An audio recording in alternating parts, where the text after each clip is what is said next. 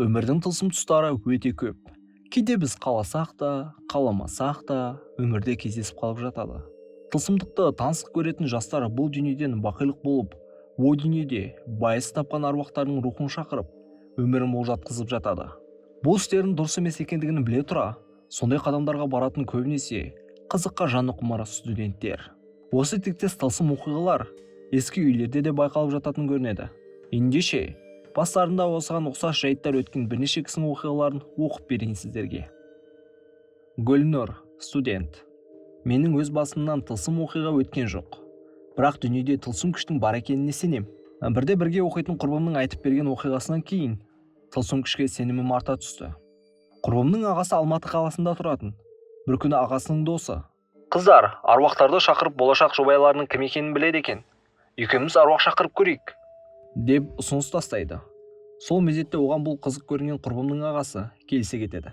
Сосын екеуі түнгі сағат 12:30-да жарықты сөндіріп, үлкен айнаның жанында шырақ жағып, аруақтарды шақыра бастайды.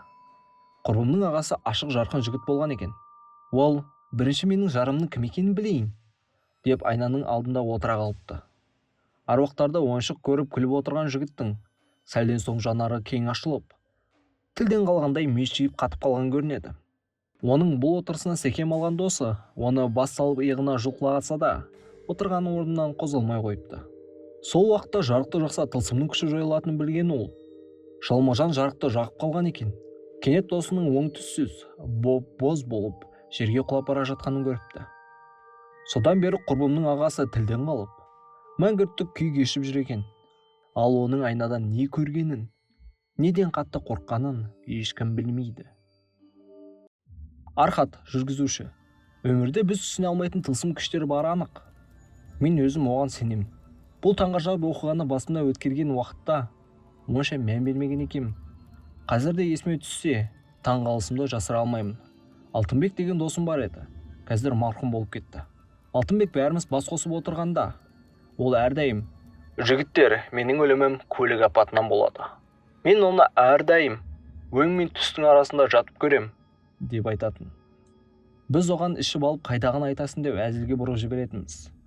Бір күні ол мені жеке шақырып алды да: "Архат, бүгін мен өзімді тағы көрдім, анық көрдім. Ақ жайманың үстінде жатыр екенмін. Қан жоса болып, түрімді адам танымайды. Шошып оянған болып едім, денеме келіп әлдене кірген секілді болды. Досым, расымен сезіп жүрмін, маған бірдеңе болады." Оның түрінен қобалжып тұрғанын байқап, не дерімді білмей: "Түс түлкінің тезегі ғой, жасылыққа жоры" дей беріппін. Сол айтқан сөздерінен кейін бір апта өтпей-ақ суық хабар жетті. Ауылға кетіп бара жатып Алтынбектің көлігі жүк көлігіне соғылып қаза болыпты. Оның денесін көрген кезімде дәл өзі айтқандай адам танығысыз екен. Сонда тылсым күш болмаса, Алтынбекке өз өлімін ескертіп жүрген не болды? Роза, медбике. Өмірде тылсым күш бар деп ойлаймын. Оны жоқ деп ешкім дәлелдеген жоқ. Менің басымда өткен бұл оқиға әлі бүгінге дейін көз алдымда. Ол кезде жаңа отау құрған кезіміз. Қалаға келіп пәтер жалдадық. 4 бөлмелі пәтерге 2 жанұя қатар тұра бастадық. Үй қожайыны кетерінде ортаңғы бөлмедегі қабырғадағы бекітілген сөреге тиіспеуімізді ескертті. Ол кезде оған аса мән беріп не екенін сұрамадық. Бірде күйеуіміз екеуміз кешке қарай сол сөрені алып тастамақ болып, ары-бері әурелеп көрген едік. Дәп бір қабырғаға жабысып қалғандай міз бақпады. Сосын жайына қалдырған болатынбыз. Бір күні бәріміз шырт ұйқыда жатқан едік. Ауыз үйден бір нәрсе қатты құлаған. Сондай-ақ ыдыс аяқтың сынған дыбысы шықты. Қатты шошып 2 жанұя мүшелеріне атып шықтық. Қарасам ортада күйеуім жұлқылап ала алмай қойған сүре шегелермен бірге қопарылып ортада жатыр. Ішіндегі ыдыстар күлдей болып сынған. Ал сөренің ішінде бұрыннан тұрған кеселер бүтін күйде.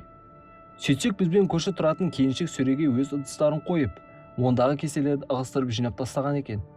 Сол күннен бері екі үйден тыныштық кетті. Түн бола бастаса, ас үйден әлдеқайда түсініксіз дыбыстар шығып, ұйқымыз бұзылды. Бәріміз түнде бастырылғанымыздан ұйықтай алмайтын болдық. Сол үйде тылсым күштің бары анық. Содан кейін ол үйден көшіп кеттік. Бұл бір-екі кісінің айтып берген оқиғасы ғана, ал бұл тектес оқиғалар өте көп.